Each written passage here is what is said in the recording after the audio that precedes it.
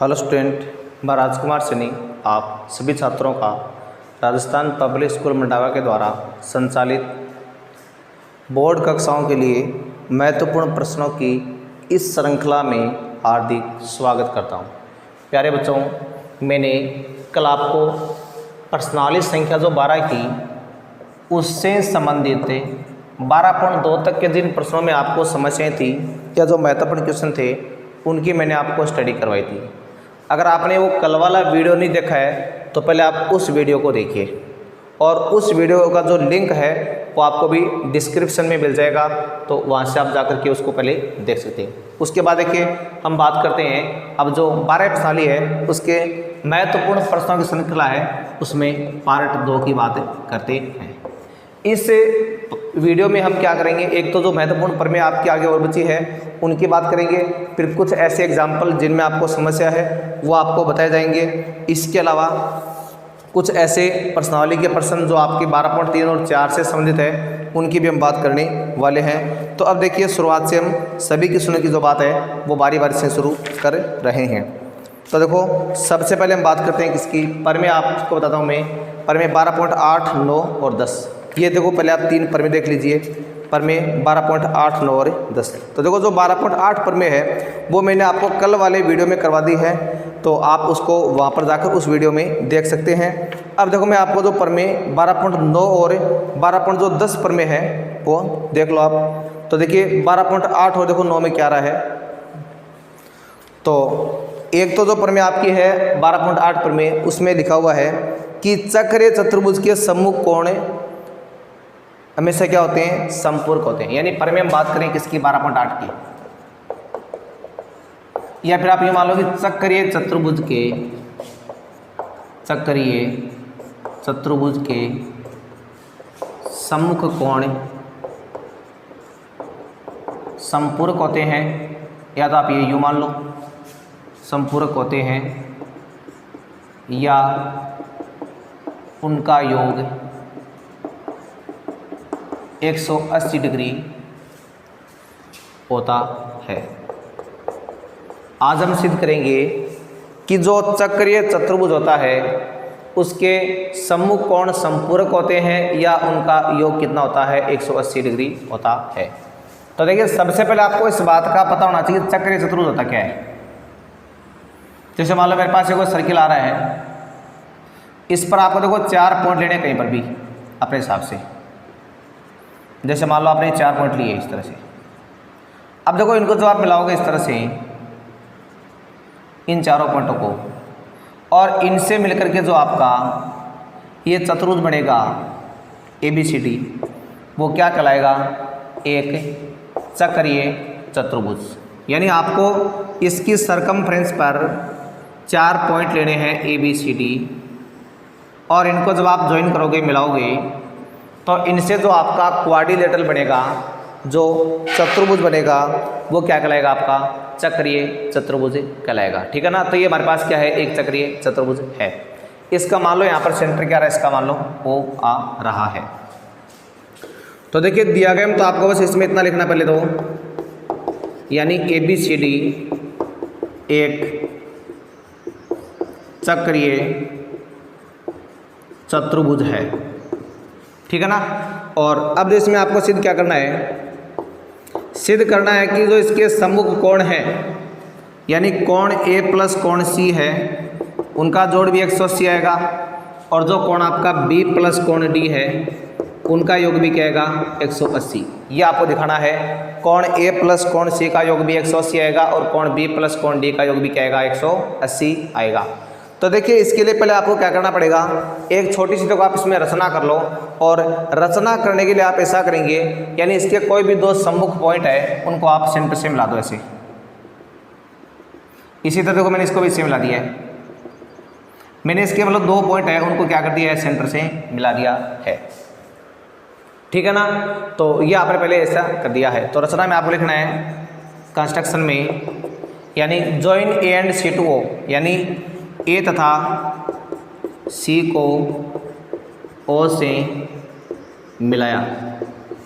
जब आपने A और C को दोनों को O से मिला दिया है, अब देखो जो इसकी उपपत्ति है उसके बारे में आप तो देखिए जब हम इसकी उत्पत्ति के बारे में बात करते हैं तो आप ऐसा करो, एक बार जो ये कोण आपका बन रहा है, ये मान लो अक्ष कोण है आपके पास, ये जो कोण बन रहा है आपके पास, ये क्या मान लिया एक बार आपने, वाई कोण मान लिया है, ठीक है ना।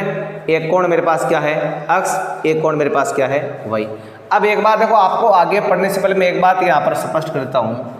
कल आपने 12.7 प्रमेय पढ़ी थी, अगर आपने नहीं पढ़ी है तो आप डिस्क्रिप्शन में जो लिंक दे रखा है उस पर क्लिक करके उस प्रमेय को देख सकते हो, ठीक है ना। तो कल वाली प्रमेय में आपने क्या पढ़ा था, उसमें आपने पढ़ा था कि जैसे मान लो ये कोई चाप होता है, कोई आर्क होता है आपके पास, ये आर्क है, वो सेंटर पर जितना एंगल बनाएगा वो अपने शेष भाग में बनने वाले कोण का क्या बनाएगा, डबल बनाएगा। यानी जो आपका ये कोण AOB होगा वो बिल्कुल क्या आएगा, डबल आएगा किसका, एंगल ACB का। ये आपने कल प्रूव करना सीखा था कि जो कोई भी चाप होता है वो सेंटर पर जितना कोण बनाएगा शेष भाग में बनने वाले कोण का हमेशा क्या होगा, वो डबल होगा। ये आपने कल वाली प्रमेय में सिद्ध करना सीखा था। अब एक बार देखना कि मैं देखो चाप, इसमें AB चाप की बात कर रहा हूँ, जब मैं AB चाप की बात करूँगा तो इसके संगत आपका सेंटर पर कौन कौन सा आएगा, ये आएगा। लेकिन अगर मैं इस चाप की बात करूँ, कौन से की, इधर वाले की, ACB की, तो सेंटर पर कौन ये नहीं आएगा, जो इसकी ओर होगा वो कौन माना जाएगा, इसका ध्यान रखना, ये वाला कौन माना जाएगा इसका। मतलब आप देखो जैसे कोई भी आप चाप लेते हो, ये चाप है, अगर देखो आप इस चाप की बात करते हो ना तो ये सेंटर पर कौन सा कौन बनाएगा, ये कौन बनाएगा, ध्यान रखना। और अगर आप इस चाप की बात करते हो आप इधर वाले की, तो ये सेंटर पर कौन सा कौन बनाएगा, ये कौन बनाएगा। ये बात आपको बिल्कुल ध्यान में रखनी है, इस चाप का ये कौन है, सेंटर वाला, ठीक है ना। तो यहाँ पर देखिए जब आपके ये बात समझ में आ गई है तो अब आपको क्या करना है, सबसे पहले मैंने एक बार मान लिया कि मेरे पास ये ABC है, कोई चाप है, यानी मैंने लिख दिया ABC वृत्त का चाप है। जब ये ABC वृत्त का चाप है, आपको पता लग गया है कि ABC क्या है, वृत्त का चाप है। अब देखो जब मैं इस चाप की बात कर रहा हूँ, मैं कौन से की, इस चाप की, जब मैं इस आर्क या चाप की बात कर रहा हूँ या वाले की, तो इसके द्वारा सेंटर पर बनाया गया कौन कौन सा हो गया, अक्ष कोण हो गया बीच का, ये तो इसके द्वारा सेंटर बनाया गया एंगल हो गया। और शेष भाग में बनाया गया कौन कौन सा हो गया, आपका D हो गया।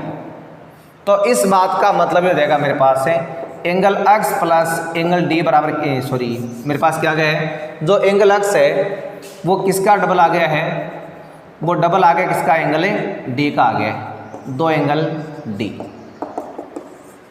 समझ में आ गया यहाँ तक बात। जब मैंने इस ABC चाप की बात की, इसने सेंटर पर कौन कौन सा बनाया, ये, और शेष भाग में कौन बनाया, ये कोण क्या आ गया है, उसका डबल आ गया है।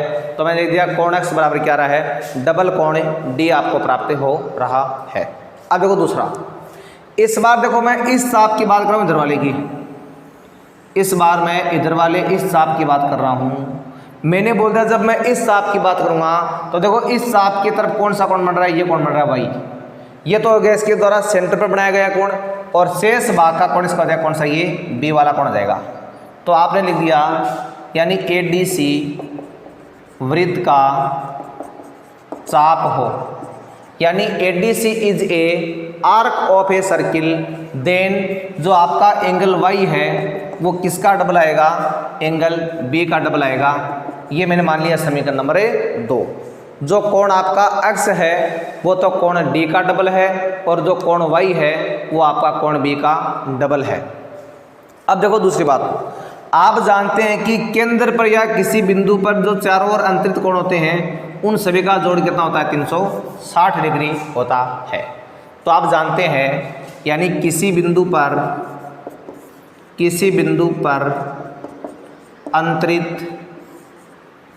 अंतरित सभी कोणों का योग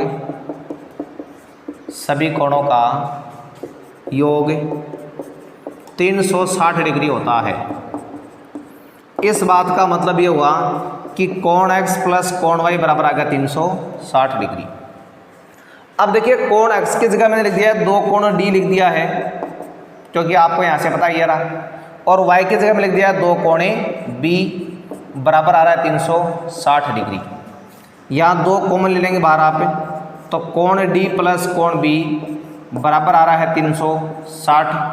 अब देखो मेरे पास जो कोण डी प्लस कोण बी है उसका मान आ गया 360/2 आ गया है, या कोण डी प्लस जो कोण बी है उनका योग कितना आ गया है 180 डिग्री। यानी आपने अभी यहाँ पर एक पार्ट प्रूव कर दिया है कि जो कोण डी प्लस कोण बी है उनका योग क्या आ गया है 180। अब जब इनका योग 180 आ गया है, इसी तरह से आप लिख सकते हैं कि ए और सी का योग भी क्या आएगा 180 आएगा। तो बात आपको डायरेक्ट लिखनी है, यानी इसी प्रकार आप लिख दोगे कोण ए प्लस कोण सी है उनका योग भी क्या आएगा 180 डिग्री। ये आपको सवाल में क्या करना था, सिद्ध करना था। तो ये आपने प्रमेय पढ़ी है कि चक्रीय चतुर्भुज के सम्मुख कोणों का योग कितना होता है 180 डिग्री होता है। ये मैंने आपको अभी क्या बताई है, प्रमेय 12.8। अब एक बार आप प्रमेय 12.9 है उसको आप और देख लो, यानी प्रमेय 12.9 में आपको क्या दिया गया है। तो देखिए अगर हम प्रमेय 12.9 की बात करते हैं तो बिल्कुल देखो क्या है, इसके व्युत्क्रम के रूप में लिखी हुई है। और इस प्रमेय में क्या लिखा हुआ है, इसमें लिखा है यदि किसी चतुर्भुज के सम्मुख कोण संपूरक हो तो वह एक चक्रीय चतुर्भुज होता है। यानी इस बार जो प्रमेय हमारे पास आ रही है, यदि किसी चतुर्भुज के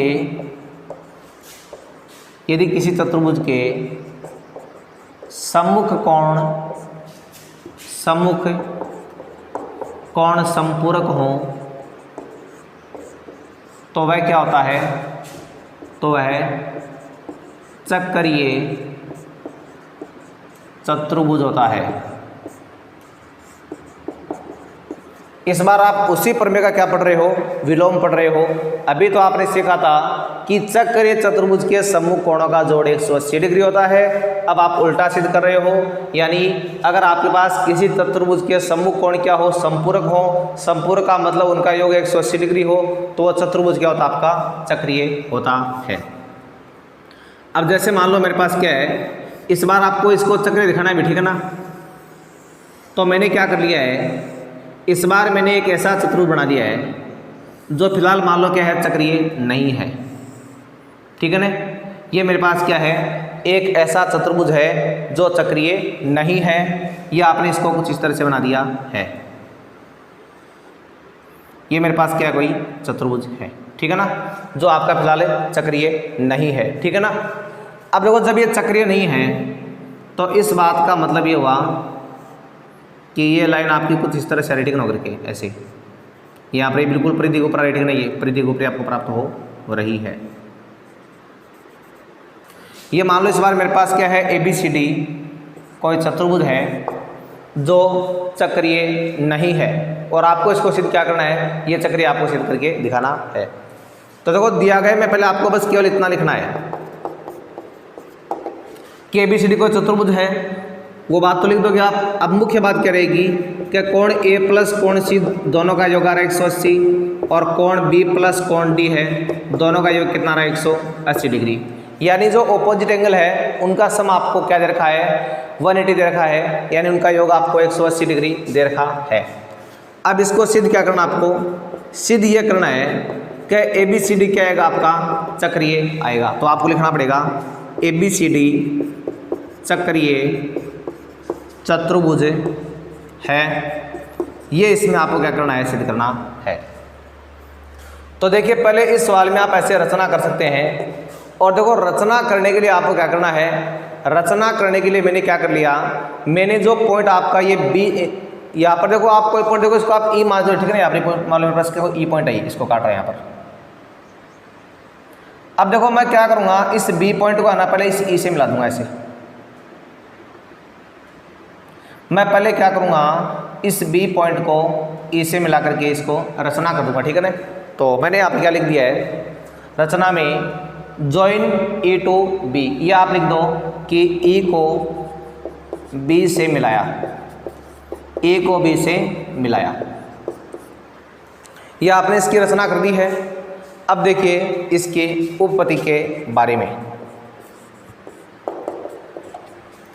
देखो सबसे पहले आपको यहाँ पर क्या दिया गया है कि जो कोण ए प्लस कोण सी है, यानी कोण ए प्लस कोण सी बराबर 180 डिग्री, ये आपको दिया है पहले से।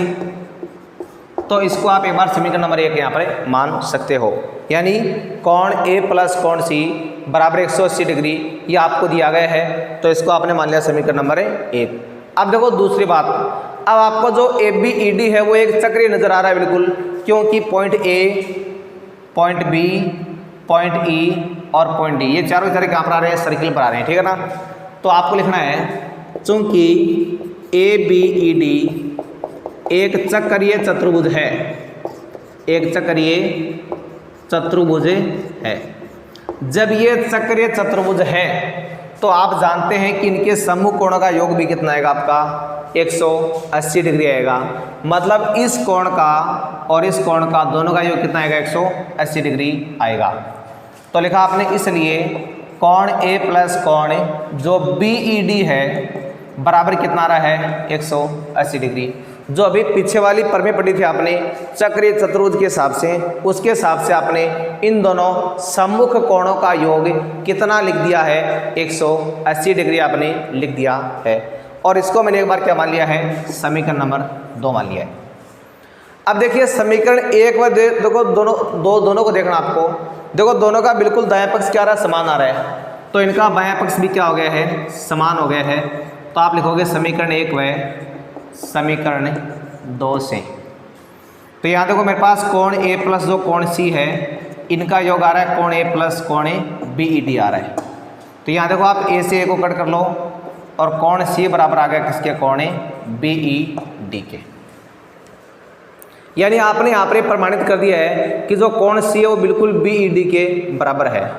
अब देखो ध्यान से, आपने ये पढ़ा है छोटी क्लासों में, 9वीं क्लास में, कि जैसे मान लो आपके पास ये कोई त्रिभुज होता है, इस तरह से ये ट्रेंगल होता है ए बी सी।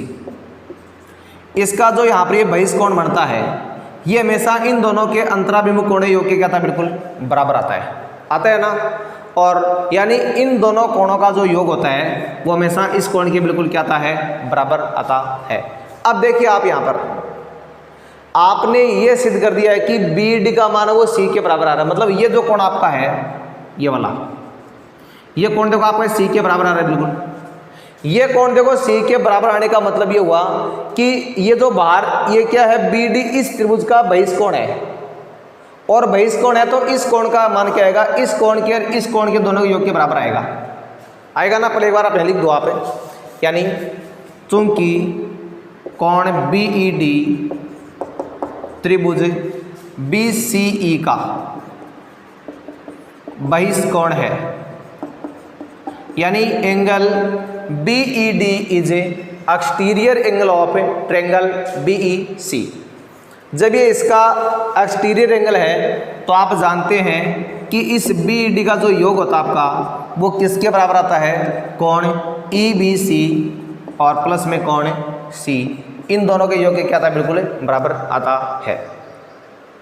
अब देखिए आपको पता है यहाँ पर जब मैं इस बी ई डी की जगह यहाँ पर ये मान यहाँ से रख दूंगा, भी मान लो इसको आप, चलो समीकरण में 3 मान लो आप, इसको 4 मान लो, और आप लिख दोगे समीकरण 3 व 4 से। यहाँ पर आपने कोण सी रख दिया है, इधर मेरे पास है कोण क्या, ई बी सी प्लस कोण सी। अब देखिए दोनों तरफ आप सी से सी को कट कर लेंगे सीधा, इधर मेरे पास 0 आ रहा है, यानी ई बी सी कोण का मान मेरे पास क्या आ रहा है, 0 आ रहा है। जो कोण आपका ई बी सी था उस ई बी सी कोण का मान आपको कितना प्राप्त हो गया है, 0 प्राप्त हो गया है। मतलब ये कोण है मेरे पास क्या है, 0 है। अब देखो भी 0 कोण कब होता है, जब एक लाइन मान लो मेरे पास ये है, दूसरी लाइन भी मेरी क्या आ जाएगी, बिल्कुल इसके ऊपर होकर, यानी इसके संपातियों पर गुजरेगी, यानी इसी रास्ते तक लाइन गुजर जाएगी, तो इनके बीच में कोण क्या आएगा, आपका 0 आएगा। यानी दोनों आपस में बिल्कुल क्या आएगी, ये कौन साइडेंट आएगी, इन दोनों परस्पर क्या आएगी, संपाती आएगी। तो यहाँ पर ये कोण 0 बनने का मतलब ये हुआ कि ये लाइन आपकी बी ई और लाइन आपकी बी सी दोनों परस्पर क्या है, संपाती है। संपाती होने का मतलब जहाँ पर बिंदु ई है वहीं पर क्या आएगा, बिंदु आपका सी आएगा। तो आपको लिखना है चूंकि बी ई तथा बी सी परस्पर संपाती है। जब ये संपाती है इसका मतलब ये हुआ कि जो ई तथा सी एक ही बिंदु पर है, एक ही बिंदु पर स्थित है। यानी जहाँ पर आपका बिंदु E आएगा वहीं पर क्या आएगा, आपका बिंदु C आएगा। जब दोनों ये एक ही बिंदु पर है और आपको पता है कि ABED तो क्या है, चक्रीय है, इसका मतलब ABCD भी क्या होगा, चक्रीय होगा। तो इसका मतलब ये हो गया, इसलिए ABCD भी क्या है, चक्रीय चतुर्भुज है। तो ये आपने अभी क्या कर दिया है, ये प्रमेय थी, इसको आपने प्रूव कर दिया है। तो ये तो मैंने आपको देखो कुछ प्रमेय थी जिनके बारे में आपको मैंने भी स्टडी करवाई है। और उसके बाद देखो जो प्रमेय आपकी 12.10 है उसको आप एक बार और देख लो कि 12.10 प्रमेय में आपसे क्या पूछा गया है। देखो जो 12.10 प्रमेय है उसमें आपको यह बताना है कि कोई भी चक्रीय चतुर्भुज का बहिष्कोण जो होता है वो अपने अंतराभिमुख कोण के क्या होता है, बराबर होता है। तो देखो मैं पहले यहाँ पर जो प्रमेय है उसका स्टेटमेंट लिख रहा हूँ कि प्रमेय के स्टेटमेंट में आपको क्या दिया गया है। तो देखो अगर हम प्रमेय के स्टेटमेंट की बात करें तो देखो उसके स्टेटमेंट में ये लिखा हुआ है कि हम बात कर रहे हैं प्रमेय 10 नंबर जो प्रमेय है इसकी, उसकी बात कर रहे हैं 12.10 की, यानी किसी चक्रीय चतुर्भुज की एक भुजा को बढ़ाने पर बनने वाला बहिष्कोण अपने अंतराभिमुख कोण के बराबर होता है, अंतराभिमुख कोण के बराबर होता है। ये प्रमेय आपको दी गई है, यानी यदि किसी चक्रीय चतुर्भुज की एक भुजा को बढ़ाने पर बनने वाला बहिष्कोण अपने अंतराभिमुख कोण के क्या होता है, बराबर होता है। अब देखो इस बात का यहाँ पर मतलब क्या हुआ, इस बात का मतलब ये हुआ कि आपको देखो कोई भी एक चक्रीय चतुर्भुज आपको ये दिया गया इस तरह से, ये मेरे पास पहले कोई सर्किल हो गया है और देखो इस पर आपने 4 पॉइंट लिए और मान लो आपने क्या कर दिया है, ये आपने एक चक्रीय चतुर्भुज बना दिया पहले, A B C और ये D। अब प्रश्न के अनुसार क्या करना, आपको इसकी एक भुजा को आगे क्या करना है, प्रोड्यूस करना है, आगे बढ़ाना है इसको।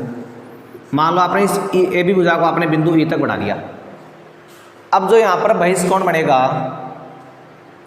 वो क्या आएगा, अपने इस अंतराभिमुख कोण के बिल्कुल क्या आएगा, बराबर आएगा। यह आपको भी यहाँ पर क्या करना है, सिद्ध करना है। तो देखिए पहले इसमें आप दिया गया की बात कर लेते हैं। तो देखो दिया गया मुख्य बात यही है कि ABCD क्या है, ABCD एक चक्रीय चतुर्भुज है, बस मुख्य बात ये है हमारे पास यहाँ पर। अब इसमें देखो आपको सिद्ध क्या करना है, इसमें आपको सिद्ध करना है क्या, कि जो कोण आपका D है वो बिल्कुल किसके बराबर आएगा, CBE के बराबर आएगा। आपको दिखाना है कि जो कोण D होगा वो CBE के क्या आएगा, बराबर आएगा। अब देखो इसकी जो उत्पत्ति है हम उसकी बात करते हैं। देखिए सबसे पहले आपको बताया कि ABCD का एक चक्रीय चतुर्भुज है, तो आप लिखोगे चूंकि ABCD एक चक्रीय चतुर्भुज है, चक्रीय चतुर्भुज है। जब ये चक्रीय चतुर्भुज है तो इस बात का मतलब ये हुआ कि जो आपका कोण एक तो हो गया D, ये तो D कोण हो गया ना, साथ में देखो इधर जो आपका अंदर कोण ABC बन रहा है, इन दोनों का योग क्या आएगा, 180 आएगा, प्लस कोण ABC बराबर आएगा 180 डिग्री। इसको मैंने एक बार क्या मान लिया है, समीकरण नंबर 1 मैंने इसको मान लिया है। अब देखो दूसरी बात, ये जो ABE है वो एक सदरेखा है। आप लिखोगे ABE एक सरल रेखा है। तो देखिए जब ये सरल रेखा है इस बात का मतलब ये हुआ कि कोण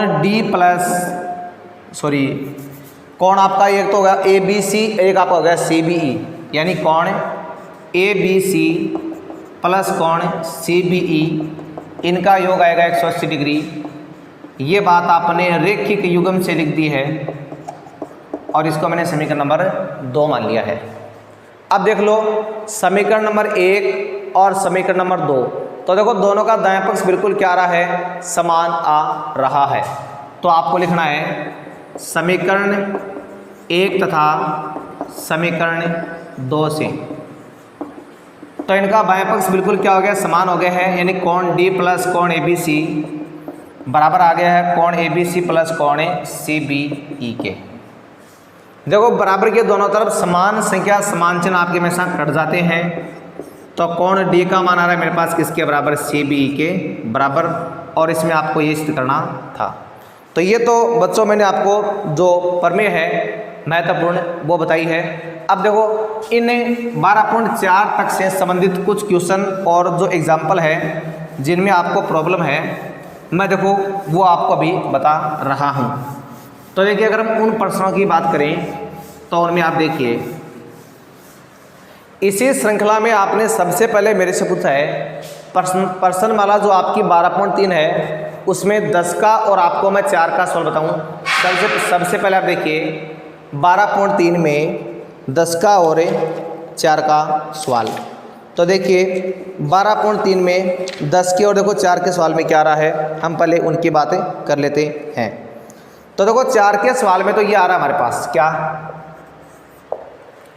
12.3 की बात करें, इसमें देखो 2 सवाल हमारे पास। इसमें आपसे पूछा है कि एक उभयनिष्ठ कर्ण AB पर 2 समकोण त्रिभुज ACB और ADB इस प्रकार से खींचे गए। मतलब आपके पास क्या है, आपको कोई उभयनिष्ठ को मान लो ये कर्ण लेना है, ये मान लो मेरे पास ये उभयनिष्ठ कर्ण है। अब इस पर क्या करना है, आपको 2 समकोण त्रिभुज खींचने ही है, एक आप इधर बना दो और एक आप इधर बना दो। तो ये आपने 2 समकोण त्रिभुज बना दिए हैं और इस उभयनिष्ठ कर्ण का नाम क्या हमारे पास है, उभयनिष्ठ कर्ण का नाम है AB। एक तरफ आपको त्रिभुज ACB बनाना है, एक तरफ आपको ADB बनाना है। ये आपने क्या बना दिए हैं, 2 समकोण त्रिभुज बना दिए हैं। अब प्रश्न में पूछा गया आपसे तो इस प्रकार खींचे गए कि विपरीत और स्थित है, सिद्ध कीजिए कि BAC बराबर आएगा BDC के।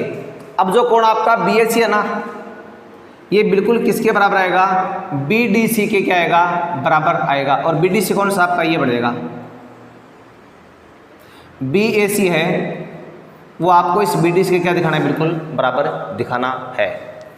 तो देखिए यहाँ पर पहले दिया गया की बात कर लेते हैं।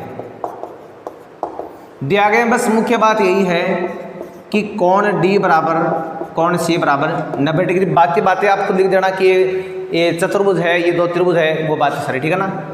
अब इसमें आपको सिद्ध क्या करना, वो देखिए इसमें आपको सिद्ध करना है कि जो कोण आपका ये BAC है ना, वो बिल्कुल किसके बराबर है, BDC के बराबर आपको दिखाना है। ये BAC कोण आपको इस BDC क्या दिखाना है, बिल्कुल बराबर दिखाना है।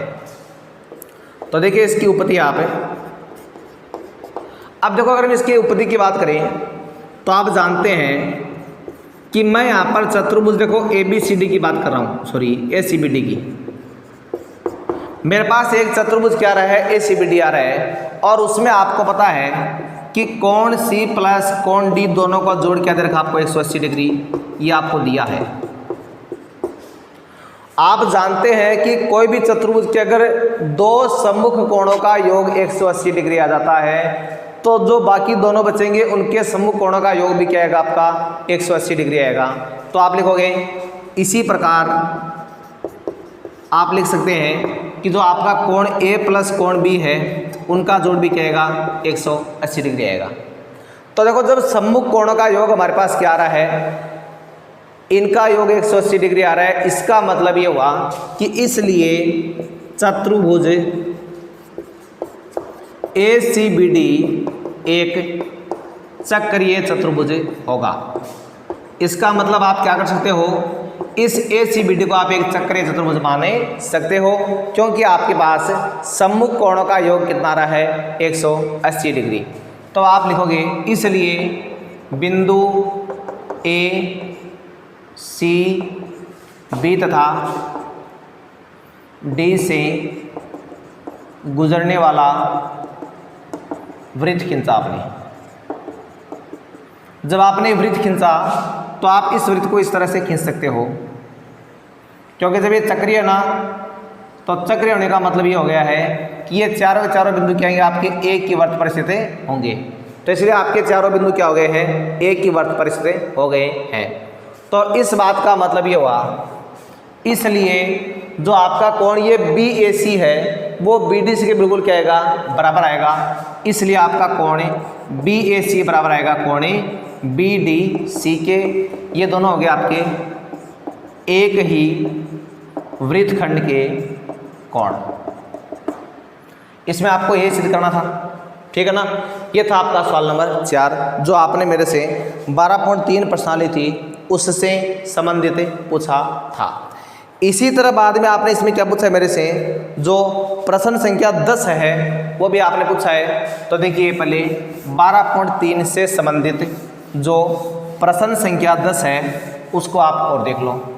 तो देखो प्रश्न संख्या 10 में आपको क्या दिया गया है। देखिए प्रश्न संख्या 10 में देखो आपके पास क्या है, एक इस तरह का मतलब पहले कोई डायग्राम आ रहा आपके पास,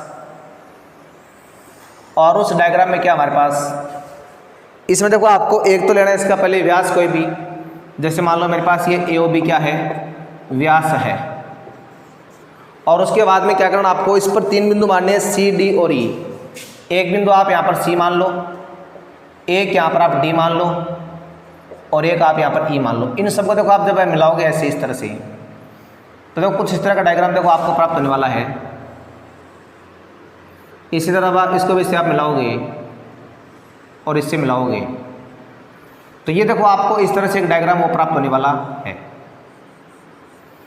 अब देखो जब आपने इस तरह से ये डायग्राम बना लिया है, अब इसमें आपको देखो दिया गया तो वो सारी बात लिख दोगे आप, क्योंकि AOB इसका व्यास है, बस मुख्य बात यही आपकी। और अब इसमें आपको प्राप्त क्या करना है वो देख लो। मेनली इसमें आपको प्राप्त करना है कि जो आपका एक तो कौन सा होगा, कोण ACD होगा, एक तो ये ACD कोण हो गया, एक आपको BED कोण यानी इस कोण का, इन दोनों का आपको योग प्राप्त करना है। यानी आपको कोण ACD प्लस कोण BED इन दोनों का आपको योग प्राप्त करना है।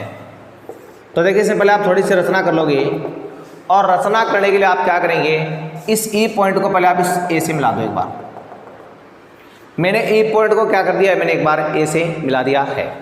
तो लिखना आपको, यानी A को E से मिलाया।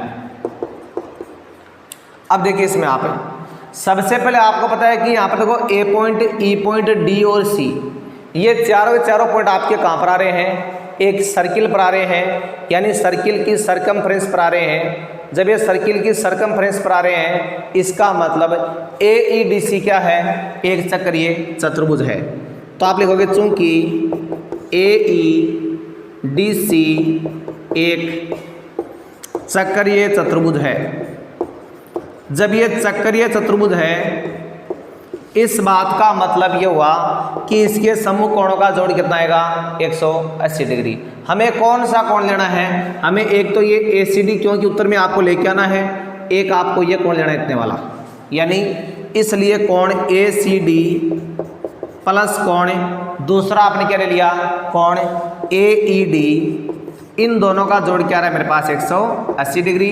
इसको मैंने एक बार मान लिया समीकरण नंबर 1।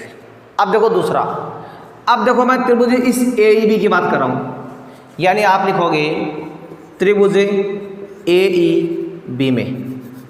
तो इसमें पहले आप ये देख लो कि ये जो आपका कोण बना है नया वाला, ये कोण, ये आपका एक व्यास पर बना हुआ कोण है, क्योंकि आपने ये पर में पढ़ रखी है बाकायदा कि अगर आपके पास मान लो कोई वृत्त है, ये मान लो व्यास है। अब अर्धवृत्त में आप इस व्यास पर कोई भी कोण बनाएंगे, वो हमेशा कितने डिग्री का बनेगा, 90 डिग्री का बनेगा। ये थ्योरम आपको मैं पहले से पढ़ा चुका हूँ। तो उस थ्योरम के हिसाब से आप जानते हैं कि ये जो आपका कोण है AEB वो 90 डिग्री का आएगा, ठीक है ना। तो आप लिखोगे कोण AEB व्यास पर बना कोण है, व्यास पर बना कोण है। इसका मतलब मेरे पास क्या देगा, यानी कोण जो AEB है वो बराबर कितने डिग्री का आ गया है, 90 डिग्री का। समीकरण नंबर 2। तो देखो पहले आपने ये 2 समीकरण प्राप्त कर ली है। अब देखिए मैं समीकरण देखो 1 व 2 को जोड़ रहा हूँ, समीकरण 1 तथा समीकरण 2 को जोड़ने पर, यानी adding to equation first and second. जब आप इनको ऐड कर रहे हो तो angle ACD plus angle AED, और इसमें आपने क्या जोड़ा है, एंगल AEB आपने इसमें जोड़ा है। उधर मेरे पास आ रहा है 180 डिग्री प्लस 90 डिग्री। अब देखो इस ACD को तो रखना आपको सेम, और देखो जो AEB और AD तो आपका ये एंगल है और AEB आपका ये एंगल है, इन दोनों से को मिलकर आपका पूरा बड़े वाला एंगल बढ़ रहा है नहीं है, इसको आप BD कर दोगे पूरे, इन दोनों को मिला के आप क्या कर दोगे, BED कर दोगे, तो मेरे पास कितना आ गया 270 डिग्री। ये था आपका प्रश्न संख्या कौन सा 10 का। ये आपने 12.3 के कुछ संबंधित क्वेश्चन आपने मेरे से पूछे थे। उसके बाद देखो आपने कुछ देखो और भी प्रश्न पूछे हैं, जैसे आपने 200 जो 4 नंबर पेज है उस पर आपने एक एग्जाम्पल नंबर जो 5 है वो पूछा है।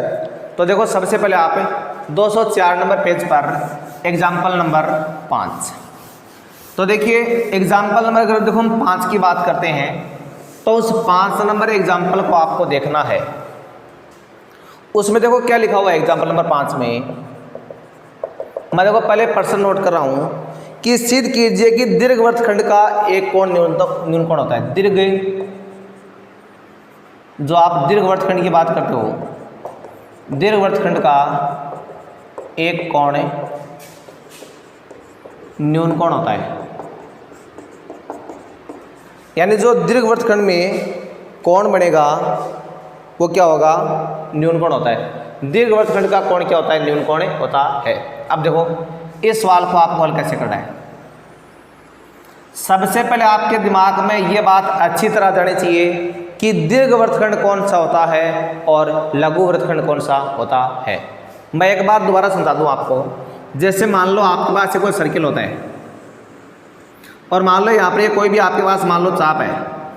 ये चाप अगर यहाँ पर सेंटर पर जो कोण बना रहा है ये थीटा, ये थीटा अगर आपका 180 से छोटा बना रहा है तो ये क्या कहलाएगा, आपका एक लघु चाप कहलाएगा। पहले इनके बारे में जान लो आप। और अगर आपका थीटा क्या है 180 से बड़ा है तो ये क्या कहलाएगा, ये दीर्घ चाप कहलाएगा। अगर थीटा का मान 180 डिग्री है, जैसे मान लो मतलब बिल्कुल बराबर इस तरह से 180, तो क्या कहलाएगा, ये आपका अर्धवर्त कहलाएगा। पहले तो ये बात आपको जाननी जरूरी है।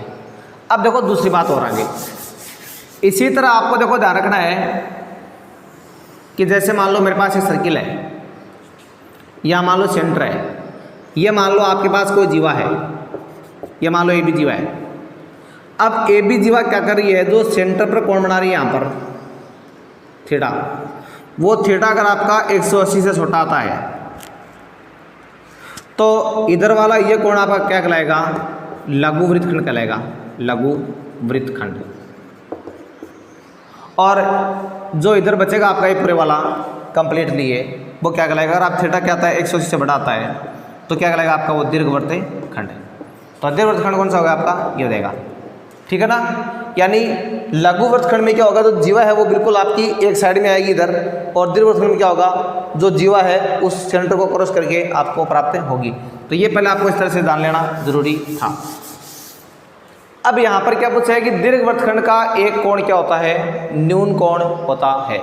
तो सबसे पहले आप ऐसा करो, ये मान लो मेरे पास सेंटर है, ये मान लो मेरे पास क्या है, AB को चाप है, AB चाप हो गया। अब देखो AB चाप हो गया तो इस बात का मतलब ये हुआ कि अगर आप देखो इनको ऐसे मिलाते हो, ये तो आपका है लघु वृत्तखंड और बच गया वो क्या आपका दीर्घवृत्तखंड। अब प्रश्न में प्रूव करना है कि इस चाप पर आप दीर्घवृत्तखंड में अगर कोई भी कोण बनाते हो ये, तो वो क्या आएगा आपका, एक न्यून कोण आएगा। मतलब आपको सिद्ध करना है कि कोण C क्या आएगा, हमेशा 90 से छोटा आएगा। जो कोण C है वो क्या आएगा आपका 90 डिग्री से छोटा आएगा। ये आपको इसमें क्या करना है, सिद्ध करना है, ठीक है ना। अब देखो प्रश्न की बात समझ में आ गई आपकी अच्छी तरह से, यानी सवाल में आपको सिद्ध करना है कि जो कोण आपका ACB है वो क्या आएगा, छोटा आएगा 90 डिग्री से छोटा। तो इसके लिए आप ऐसा करेंगे, सबसे पहले आप ना इस ए और बी दोनों पॉइंट को क्या करेंगे, यहाँ पे इसको सेंटर से मिला दोगे आप, ठीक है ना। और अब देखो आपको यहाँ पर देखना सवाल में कि OAB मेरे पास क्या है, एक त्रिभुज है। OAB एक त्रिभुज है, ये बात आपको अच्छे से पता है। जब ये OAB एक त्रिभुज है और आप जानते हैं त्रिभुज के तीनों कोणों का योग हमेशा क्या होता है, 180 डिग्री होता है। आप जानते हैं चूंकि त्रिभुज के सभी अंतः कोणों का योग क्या होता है, 180 डिग्री होता है। तो इस बात का मतलब ये हुआ कि जो आपका यहाँ वाला O कोण होगा ना, इस अकेले का मान तो 180 आ नहीं सकता कि भाई ये दोनों 0 0 है, फिर तो त्रिभुज नहीं बनेगा आपका। तो इसका मान क्या आएगा, 180 से छोटा ही आएगा। भले ये दोनों आपके आधे आधे डिग्री दे तो ये आपका क्या देगा, 190 से देगा। कहने का मतलब ये हुआ कि जो कोण AOB है ये बिल्कुल क्या आएगा, 180 से छोटा आएगा। यानी इसका मान 180 के बराबर नहीं आएगा, 180 से छोटा ही आएगा। कितना आएगा वो हमें पता नहीं है, ठीक है ना। एक तो आपने भी ये संबंध प्राप्त कर लिया है। दूसरी बात, अब देखिए मेरे पास यहाँ पर AB क्या है, AB मेरे पास कोई चाप है। AB मेरे पास यहाँ पर क्या है, कोई चाप है। तो आप लिखोगे AB वृत्त का कोई चाप है। तो देखो जब AB वृत्त का कोई चाप है और आप जानते हैं चाप जो होता है वो केंद्र पर कोण बनाएगा, वो शेष भाग से बनाने वाले कोण का क्या बनाएगा, डबल बनाएगा। इसका मतलब ये हुआ कि जो कोण आपका AOB होगा वो बिल्कुल किसका डबल आएगा, कोण ACB का डबल आएगा। समीकरण 2 आपने क्या लिख दिया है, जो कोण AOB है वो डबल आ रहा है किसका, कोण ACB का डबल। अब देखिए इस समीकरण 1 में मैं यहाँ पर AOB की जगह क्या रख दूंगा, ये 2 ACB रख दूंगा मैं, ठीक है ना। तो मैंने लिख दिया समीकरण 2 का मान 1 में रखने पर, तो मेरे पास आ गया 2 कोण ACB, ये किससे छोटा आ रहा है, 180 से छोटा आ रहा है। अब एसमिकाओं में अगर मैं दोनों साइडों में 2 का भाग देता हूँ तो प्लस की संख्या का भाग लगाने से एसमी के चिन्ह में कोई फर्क नहीं पड़ता है। तो मेरे पास आ गया ACB इधर आ रहा है 180/2। तो ACB का मान मेरे पास क्या आ रहा है, 90 से छोटा। इस प्रश्न में आपको यही सिद्ध करना था। यह था आपका पेज नंबर 205 पर एग्जाम्पल नंबर 5। फिर देखो इसमें आपको और क्या करना है, कुछ देखो आपने इसमें और भी मेरे से एग्जाम्पल पूछे हैं। देखो ये सारे तो देखो वैसे सीमित टाइम में बता पाना संभव है नहीं, लेकिन कुछ एग्जाम्पल है वो देखो मैं आपको इसमें करवा देता हूँ। जैसे आपका एग्जाम्पल नंबर 4 है वो आप इसमें और देख लो। अब देखो जब आप एग्जाम्पल नंबर 4 की बात करते हो तो देखिए एग्जाम्पल नंबर 4 में आपके पास ये आ रहा है, क्या आ रहा है, इसमें लिखा है एग्जाम्पल नंबर 4 में कि सिद्ध कीजिए कि समद्विबाहु यानी समद्विबाहु त्रिभुज की एक समान भुजा को, समद्विबाहु त्रिभुज की एक समान भुजा को व्यास मानकर खींचा गया वृत्त त्रिभुज की असमान भुजा को समद्विभाजित करता है, असमान भुजा को समद्विभाजित करता है। देखो ये आपको इसमें भी क्या करना है, प्रूव करना है। तो देखो सबसे पहले हम यहाँ पर बात कर लेते हैं।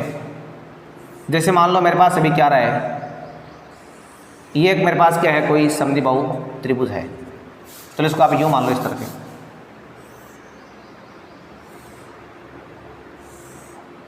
जिसमें आपको पता है दोनों भुजाएं आपकी क्या बिल्कुल बराबर आई है, यानी AB और AC दोनों भुजा आपकी क्या बिल्कुल समान है। अब इसमें आपको करना क्या है, इस AC को आपने देखो पहले व्यास मान लिया, यहाँ पर इसने अपने O माना है सेंटर्स का, और उसके बाद में आपने क्या कर दिया, इस तरह से आपने एक सर्किल है वो आपने बना दिया है। यानी आपको AC को व्यास मानना है और AC को व्यास मान के आप इस तरह से एक सर्किल बनाओगे। बना दिया ना। अब सर्किल बनाने के बाद में आपको प्रूव ये करना है कि जो भुजा आपकी असमान भुजा है, असमान भुजा को ये क्या कर रहा है, बिल्कुल समद्विभाजित कर रही है। जो आपके पास मान लो यहाँ पर पॉइंट P आ रही है, भाई ये तो समान भुजा है ही। असमान भुजा कौन सी, BC असमान भुजा है। तो आपको सिद्ध करना है कि BP का मान क्या आएगा, बिल्कुल PC के बराबर आएगा। तो देखिए ये आपको सिद्ध कैसे करना है। तो यहाँ देखो, पहले आप इसमें दिया गया की बात कर लो एक बार। बस दिया गया में मुख्य बात क्या है कि AB तो बराबर है किसके, AC के, साथ में O क्या है, AC का मध्य बिंदु है, क्यों सेंटर माना आपने इसको। अब इसमें आपको देखो सिद्ध क्या करना है, सिद्ध करना है इसमें आपको क्या कि BP आएगा किसके बराबर, PC के बराबर। BP को PC के बराबर दिखाना है। तो पहले आप इसमें एक रचना करो, इस A को आप P से मिला दो। तो रचना में आपको लिखना है, यानी A को P से मिलाया। जब आप A को P से मिला दोगे, उसके बाद देखिए वहाँ पे ये जो आपका कोण यहाँ पर APC कोण बन रहा है, ये कोण, ये दिख रहा है आपको, ये आपका क्या हो गया, बिल्कुल इस व्यास पर बना हुआ कोण हो गया आपका। यानी अर्धवृत्त में व्यास पर बना हुआ कोण हो गया, जो क्या होता है, समकोण होता है। तो सबसे पहले आप लिखोगे, यानी अर्धवृत्त में बना कोण समकोण होता है, अर्धवृत्त में बना कोण, इसको या तो आप ऐसे मान लो या व्यास पर बना कोण मान लो। अर्धवृत्त में बना कोण क्या होता है, समकोण होता है। जब ये समकोण होता है, इस बात का मतलब ये हुआ कि जो कोण आपका APC है वो क्या आ रहा है, 90 डिग्री आ रहा है। जब ये APC आपका 90 डिग्री आ रहा है तो सीधी सी बात है, ये भी कितना आएगा, 90 डिग्री आएगा, क्योंकि ये बिल्कुल एक सरलरेखा है ना। तो आप लिखोगे, चूंकि BPC एक सरलरेखा है, इसका मतलब ये जो कोण आपका APB है वो भी किसके बराबर आएगा, APC के बराबर आएगा। और दोनों कितने आगे आपके, 90 डिग्री के। सबसे पहले तो आपने एक ही रिजल्ट है वो प्राप्त कर लिया है। अब देखो हमें दिखाना क्या है, हमें तो ये सिद्ध करना है कि BP का मान PC के बराबर आएगा। तो अब मैं इन दोनों त्रिभुजों को सर्वांग सम दिखा दूंगा मैं, यानी कॉन्ग्रेट दिखा दूंगा मैं। तो लिखा मैंने त्रिभुज ABP तथा त्रिभुज ACP में। आप ABP और ACP दोनों त्रिभुज काम में ले रहे हैं। अब इनमें देखो आपको अपना रीजन लिखना है। पहला रीजन तो क्या है मेरे पास, AB का मान तो AC के बराबर है, ये आपको दिया है। दूसरा कारण है, ये AP दोनों में क्या है, उभयनिष्ठ है, उभयनिष्ठ। तीसरा कारण है, जो आपका APB कोण है वो APC कोण के बिल्कुल क्या आ रहा है, बराबर आ रहा है। प्रत्येक कितना आ रहा है, 90 डिग्री का आ रहा है। इस बात का मतलब ये हुआ कि जो त्रिभुज आपका ABP होगा वो किसके सर्वांग सम आएगा, त्रिभुज ACP के सर्वांग सम। अब देखो यहाँ पर नियम कौन सा बन रहा है आपका, समकोण भुजा और कर्ण बन रहा है। तो यानी RHS नियम बन रहा है आपका, RHS नियम से जब दोनों आपस में ये सर्वांग सम है तो सर्वांग सम होने का मतलब ये हुआ कि इनके संगत पार्ट भी क्या हो गए, बराबर हो गए। इसका मतलब BP का मान किसके बराबर आ रहा है, PC के बराबर। ये बात आपने CPCT से लिख दी थी और ये इसमें आपको क्या करना था, सिद्ध करना था। ये हमने देखो कुछ प्रश्न थे जो आपने पूछे थे, इनके बारे में स्टडी की है। अब देखो कुछ और भी सवाल है। देखो ये सारे सवाल अगर आपके नहीं हो पाते हैं तो जो बाकी सवाल बच जाते हैं इनको आप खुद भी हल कर सकते हो, ठीक है ना। मेरा प्रयास रहेगा कि जो प्रश्न आपने कल कमेंट बॉक्स के द्वारा मेरे से पूछे हैं मैं वो सारे आपको बताने का प्रयास करूं, लेकिन फिर भी अगर सारे नहीं हो पाते हैं तो वो आप उनको खुद ट्राई कर लेना, कोई दिक्कत की बात नहीं है, मैं आपको शॉर्ट में उनको समझा दूंगा। तो देखो इसी श्रृंखला में आपने पूछा था कि जो 212 नंबर पेज पर एक प्रश्न आपका 212 नंबर पेज पर एग्जाम्पल नंबर जो था आपका 12 का वो आपको बताना है। तो देखिए सबसे पहले आपको देखना है एग्जाम्पल नंबर जो 12 है उसको। तो देखिए हम 12 नंबर एग्जाम्पल की अगर बात करते हैं तो इस बात का मतलब ये हुआ कि यहाँ पर देखो मेरे पास ये दो प्रकार के एग्जाम्पल है। देखो मैं आपको ये दोनों एग्जाम्पल बता रहा हूँ। एक तो आप इसमें ये देख लो, जिसे छठा एग्जाम्पल आपका, पहले आप एग्जाम्पल नंबर 6 को देखिए। इसमें लिख रहा है कि यदि एक चक्रीय चतुर्भुज की दो भुजाएं समांतर हो तो सिद्ध कीजिए कि शेष भुजाएं बराबर होगी और विकर्ण भी बराबर होंगे। यानी आपको दिया गया है एक चक्रीय चतुर्भुज की दो भुजाएं बराबर हो, एक चक्रीय चतुर्भुज की दो भुजाएं बराबर नहीं, समांतर, ठीक है ना, समांतर हो तो सिद्ध करो कि शेष दो भुजाएं भी क्या होंगी, शेष दो भुजाएं भी बराबर तथा विकर्ण भी बराबर होंगे। यह आपको सवाल में क्या करना है, सिद्ध करना है, ठीक है ना। अब देखो हम यहाँ पर क्या करेंगे, जैसे मान लो मेरे पास ये कोई चक्रीय चतुर्भुज आ रहा है, इस तरह से बना हुआ, मान लो ये मेरे पास पहले कोई सर्किल हो गया है और इसमें मान लो ये कोई चक्रीय चतुर्भुज बना हुआ है और जिसका नाम मैंने एक बार क्या लिख दिया है, ABCD लिख दिया है। यह आपको अच्छी तरह से नजर आ रहा है। मेरे पास यहाँ पर क्या है, ABCD एक चक्रीय चतुर्भुज है। ये प्रश्न बता दूं मैं आपको, जानकारी लिए सवाल आपका एक बार बोर्ड में पूछा हुआ भी है पहले का, फिर भी आप एक बार इसको दोबारा से देख लो, ठीक है ना। अब यहाँ पर देखो प्रश्न में क्या दिया गया आपको, ये दो भुजाएं इसकी क्या है, बिल्कुल समांतर है। यानी आपको दिया गया, बस मुख्य बात केवल ये लिखनी है, कौन कौन सी, कि जो DC है वो समांतर है किसके, AB के। और इसमें आपको सिद्ध क्या करना है, सिद्ध करना है कि जो शेष दो भुजा बची है ना आपकी, कौन सी, एक तो AD और BC बची है, यानी AD बराबर आएगी किसके, BC के। और साथ में जो इसके देखो विकर्ण नहीं है, एक तो AC विकर्ण है मेरे पास, एक मेरे पास है DB विकर्ण, तो AC भी क्या आएगा, DB के बिल्कुल बराबर आएगा। ये आपको सिद्ध करना है। भुजा AD बराबर आएगी BC के और विकर्ण AC बराबर आएगा किसके, BD के। ये आपको इसमें सिद्ध करना है। अब देखो हम आगे बात करते हैं। अब देखिए जो इसकी उत्पत्ति है, देखो उसकी बात करते हैं। पहले सबसे पहले आपको मतलब सवाल को, किसी भी सवाल को मतलब आपको उसको करने के लिए पहले क्या देखना है कि हमारे पास हमें कौन कौन से यहाँ पर सवाल को करने के लिए हमें इसमें लेके क्या आना है, उस सवाल को लाने के लिए हमारे पास तरीका क्या हो सकता है, उसके लिए हमारे पास संसाधन क्या उपलब्ध है, पहले वो देखना। आपको केवल ये दोनों समांतर दे रखी है, ठीक है, कोई दिक्कत नहीं है। अब AD बराबर लाना आपको BC के, मतलब आपको ये भुजा है वो इसके बराबर लेके आनी है। साथ में विकर्ण AC है, ये आपको BD के बराबर लेके आना है। ये AC हो गया, ये BD। तो देखिए ये बराबर आपके केवल एक ही शर्त पर आएंगे, जब आप अपने जो त्रिभुज है, यानी जब आप इस त्रिभुज को लेंगे ऐसे, इस तरह से, ये त्रिभुज आपको दिख रहा है बिल्कुल इस तरह से। और देखो दूसरा त्रिभुज आपको देखना कौन सा, ये त्रिभुज आपको देखना दूसरा वाला, दूसरे वाला मान लो मेरे पास कौन सा है, ये त्रिभुज है। मैं अगर इन दोनों त्रिभुजों को आपस में सर्वांग सम दिखा दूं, ये मान देखो मेरे बराबर कब आएंगे ये दोनों, यानी AD का मान BC के बराबर कब आएगा, साथ में AC का मान BD के बराबर कब आएगा, जब मैं इन दोनों त्रिभुजों को आपस में क्या दिखा दूंगा, सर्वांग सम दिखा दूंगा। त्रिभुज कौन कौन सी होगी आपकी, एक का नाम तो हो गया आपका यानी ADB हो गया, एक का नाम ACB हो गया। अगर ये दोनों आपस में सर्वांग सम होती है तो बिल्कुल आप ये मान अपना क्या कर सकते हो, बराबर दिखा सकते हो।